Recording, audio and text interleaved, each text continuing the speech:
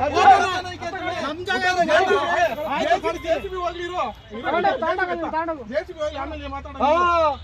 ಇಷ್ಟೆಲ್ಲ ಇಲ್ಲಿಗಲ ಮಾಡ್ಕೊಂಡು ಲೀಗಲ್ ಆಗಿರೋ ಬಂದಿದ್ದೀರಾ ನೀವು ಮಾತಾಡ್ರಿ ಬಾಯಿ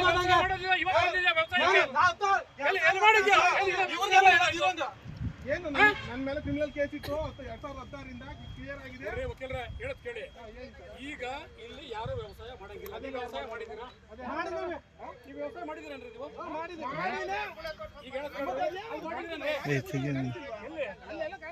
ನೀವು ಅಲ್ಲಿರೋ ಇಲ್ಲಿಗೆ ಯಾಕೆ ಬರ್ತೀಯ? ಈ ಜಾಗ ಕ್ಲಿಯರ್ ಮಾಡ್ತೀಯ? ಈ ಜಾಗ ಇಲ್ಲಿಂದ ಈ ತರ ಬೆಳ್ಬಿಡ್ತಾ ಇದ್ದ ಎಲ್ಲಿ ಅದಕ್ಕೆ ಗಲಾಟೆ ನಿಲ್ಸು ಮಾಡ್ತಾ ಇದ್ದ. ನೀನ್ ಏನಾದ್ರು ಕೇಳಿದ್ವಾ? ಈಗ ಅಲ್ಲಿ ಹೇಳೋದು ಕೇಳ್ರಿ. ಮನುಷ್ಯನಿಗೆ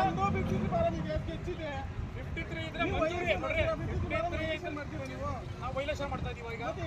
ಈಗ ನೀವೇನ್ ಮಾಡ್ತಾ ಇದೀರಾ ಇಲ್ಲಿ? ವ್ಯವಸಾಯ ಮಾಡ್ಬೇಕು. ಆಯ್ತು, ಸ್ಕೆಚ್ ಮಾಡ್ಕೊಟ್ರೆ ಜಮೀನ್ ನಿಮ್ದಾಗಲ್ಲ ರೇ. ವ್ಯವಸಾಯ ಮಾಡ್ತಾ ಇರ್ಬೇಕಿಲ್ಲ. ಮಾಡಿದ್ಯಾ ಅಲ್ಲಿರು ಎಫ್ಐಆರ್ ಆಗೋದಕ್ಕೆ ನನ್ನ ಮೇಲೆ ಯಾರು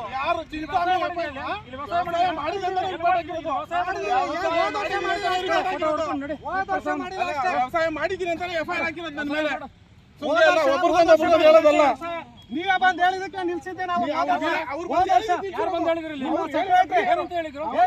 ವ್ಯವಸಾಯ ಮಾಡ್ಬೇಡ ಅಂತ ವ್ಯವಸಾಯ ಮಾಡಿರೋ ಜಾಗ ಮಾಡ್ತಾ ಇರ್ರಿ. ಉದ್ದೆ ಬಿಟ್ಟಿರೋದು ವ್ಯವಸಾಯ ಮಾಡೋರನ್ರಿ ಇದು ಗೊತ್ತಾಗಲ್ಲ. ಅದನ್ನು ಆಚೆ ಎಲ್ಲಾರ್ಗು ಒಂದೇ ಆಗ್ಬೇಕು ಮಾಡ್ರಿ. ಮೊದ್ಲು ನಾವು ಜೊತೆ ಬರ್ರಿ. ನಾವು ಜೊತೆ ಬರ್ರಿ. ಅದನ್ನು ವಿಡಿಯೋ ಮಾಡ್ಕೊಳ್ಳ. ಏನು ರೈತರು ಯಾರು ಬದ್ಕಂಗ ಇಲ್ಲ.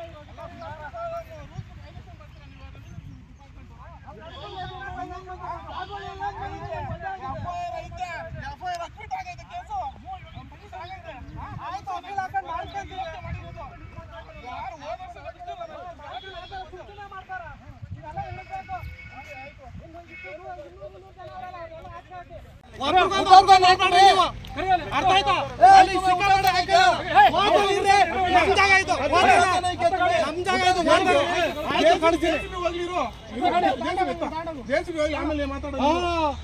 ಇಷ್ಟೆಲ್ಲ ಇಲ್ಲಿಗಲ ಮಾಡ್ಕೊಂಡು ಲೀಗಲ್ ಆಗಿರೋ ಬಂದಿದ್ದೀವಿ.